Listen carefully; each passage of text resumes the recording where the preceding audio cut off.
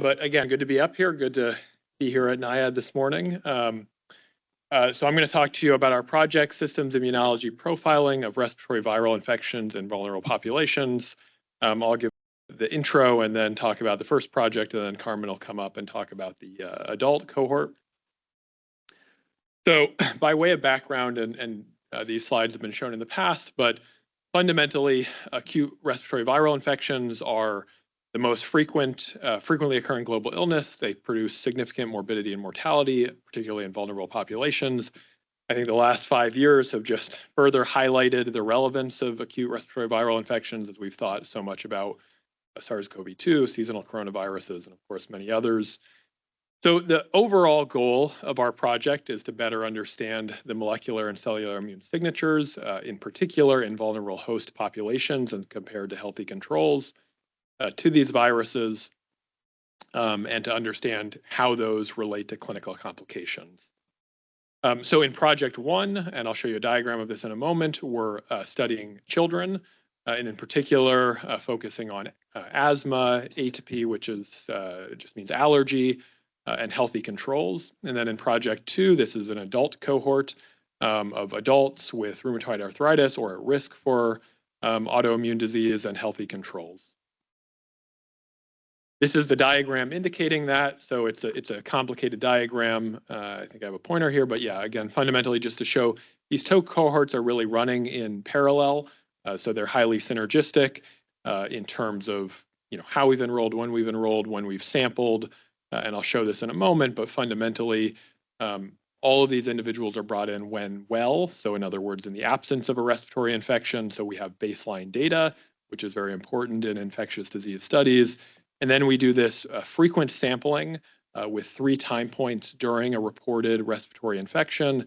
And we get multiple samples during that time. We get a post-infection convalescent sample around 4 weeks after, and for each individual, they can have up to 3 illnesses. So we have paired illnesses within individuals, and then we again assay a year from their baseline to look at long-term changes.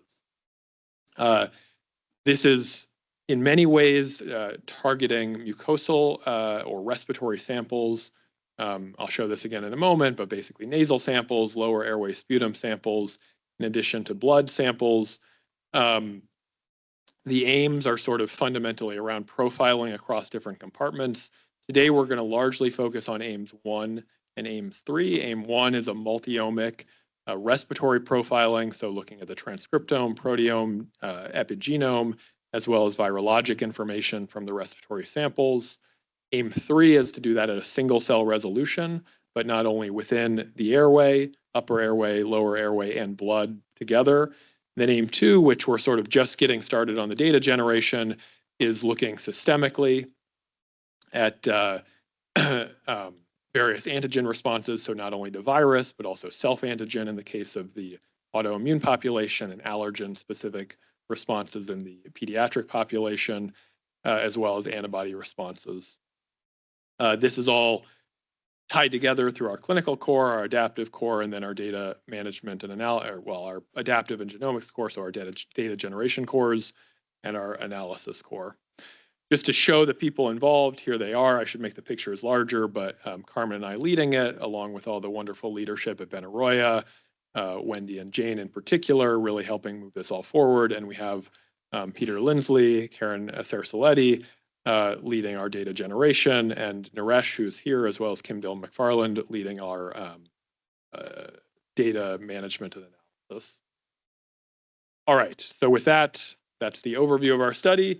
Let me launch into the pediatric cohort and where we are with data generation and so forth. So first off, why study in children? Well, this is evident to anyone who has a child, but they suffer higher frequencies of respiratory infections than adults. They often experience reinfections. And then in particular, those with certain chronic diseases of childhood, including asthma, allergies, and the other one that will factor into this is obesity. It can predispose to increased severity of these respiratory infections. The most evident or obvious example is with asthma exacerbations, which my group has studied in other NIH consortiums for many years. Viruses are the most common cause of exacerbations, acute or viruses can also lead to severe lower respiratory tract infections, secondary bacterial infections, and so on. And fundamentally, there is need to better understand the mucosal immune responses in these at-risk children to understand these outcomes. Okay, so this is similar to what I just showed, but focused on the pediatric cohort. What I'm going to show today is data largely derived from those individuals who have what's called type 2 asthma, in other words, asthma driven by Th2 mediated immunity, in contrast to those who lack type 2 inflammation, which is a lesser understood variant of asthma, and compared to healthy controls. Just to provide a basic, so this cohort was started in this funding cycle. We've completed enrollment. Follow-up is continuing through next winter. So we'll get another fall-winter spike of illnesses.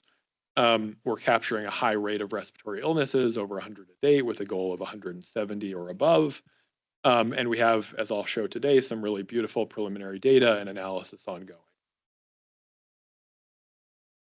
All right, so the outline, I should have put this 2 slides earlier, but again, I told you why we're studying this. I'm going to show you now single-cell airway single-cell RNA-seq data using the 10x Flex platform. I showed a little of this a year ago. We've now really expanded this in scope. It's working beautifully. I'm going to show you our proteomics data. Again, this was something we had to pilot and is now really optimized, and then show you some of this nice kinetic longitudinal bulk RNA sequencing data.